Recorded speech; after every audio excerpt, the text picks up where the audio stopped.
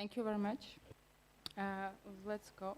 An estimated 300,000 children are born annually with severe hemoglobinopathy, and they are majority living in low and middle-income countries. And most of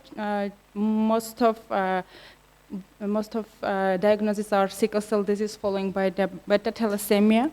Sickle cell disease is characteristic with hemolytic anemia and vaso-occlusive complications, which are increasing the mortality and morbidity in these patients. And the median life of these patients are approximately 14 years as of the 2005. And allogeneic stem cell transplantation is a curative available treatment for this patient. And I want to note that for this patient, even trait siblings could be donors. What are the indications for the stem cell transplantation? The first one is the age until 16. The second point is HLA-matched identical donors, and one or more of the following complications. Stroke or central nervous system, events, sickle lung or sickle nephropathy disease, retinopathy, osteonecrosis, or red cell alloimmunization, acute chest syndrome, priapism, recurrent vaso-occlusive painful episode, fail to benefit or unable to continue supportive care therapy including hydroxyurea, impaired neuropsychological function with abnormal cerebral MRI and angiography, and abnormal transcranial Doppler velocities. As I note for the successful transplantation, the first point is age. When we are seeing the analysis data in a 2017 retrospective analysis of 1,000 individuals with sickle cell disease who underwent stem cell transplantation, the overall 5-year survival rates was higher until 16. It was more than 95%. It is and low up to 16. Even old children versus to younger children, there is also too much difference.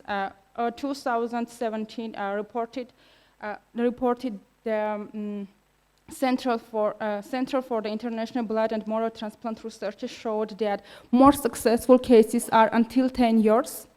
It's more than 95%, and lower rates or more match mortality more than 10 years. The second point for success transplantation is the donor. Suitable donor for these patients are full match sibling donors. You can see that event-free survivor and overall survivor are better, but even we can use haploidentical or matched unrelated donor also, but event-free survivor and overall survivor are low.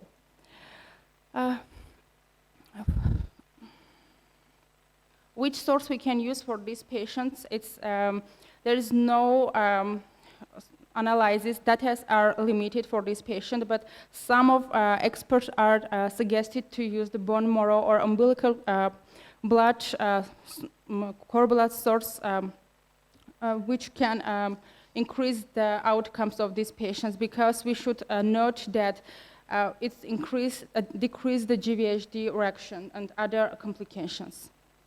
The second point is optimal conditioning regimen.